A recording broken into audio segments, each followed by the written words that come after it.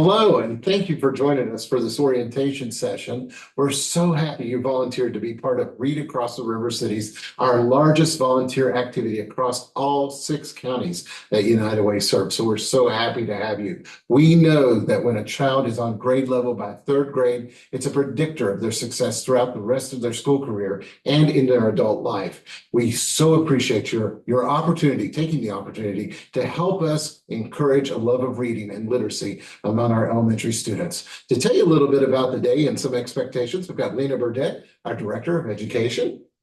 Yes, so the day will look like this. When you get to your school that you have signed up for, the books, the t-shirts, and bookmarks will already be there. So all you have to do is show up. We have planned for 2 volunteers per classroom. And the school chose their 10 a.m. or 1 p.m. reading time, depending on their lunch schedules.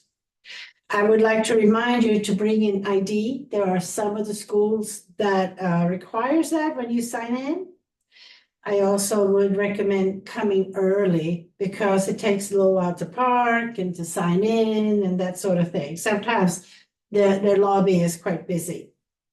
Then I would like to say, just be flexible.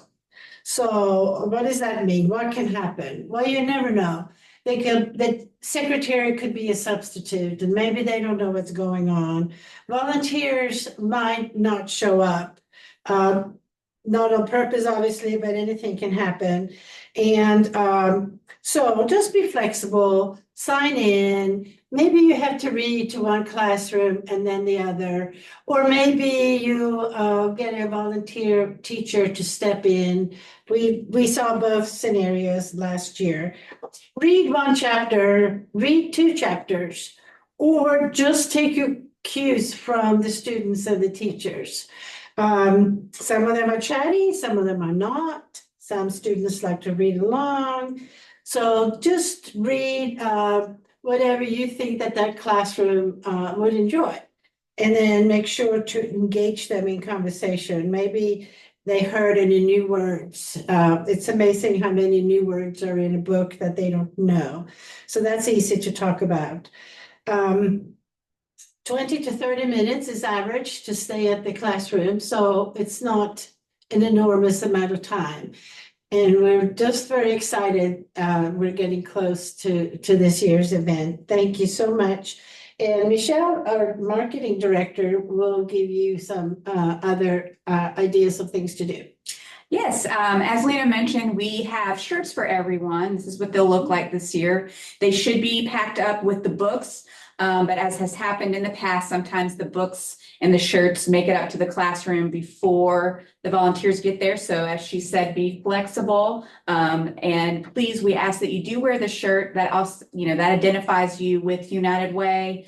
So the school will know if you're walking around the shirt that you're supposed to be there. And plus, it'll make for some great pictures, which we always love to see. And we really need your help with that because our staff can't be everywhere, unfortunately. But we'd love you to take a group picture with the other folks at your school that are reading. Probably the best time to do that is before you go to the classrooms, before you get separated, because you may be reading at different speeds, different paces. So you may leave before your other volunteers in that school may be finishing up. So we'd love you to get some pictures ahead of time.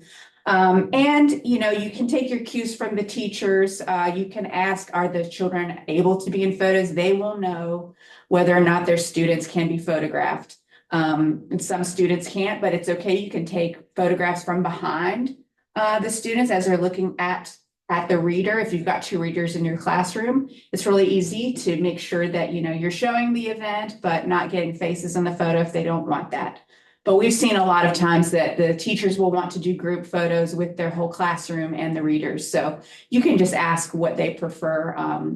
But usually, they'll let you know. And so we'll have you email those to one of our staff. We'll have that in the notes and we'll send that out via email. So don't worry about trying to remember our emails right here, but we'll get that information to you. And just as you take them, we ask that you send those to us that day so we can get them posted on Facebook. And if you'd like to kind of see some examples, you can go back to our Facebook page from last year's event or the year before and get an idea of kind of what other people were doing. And I think that's all from me.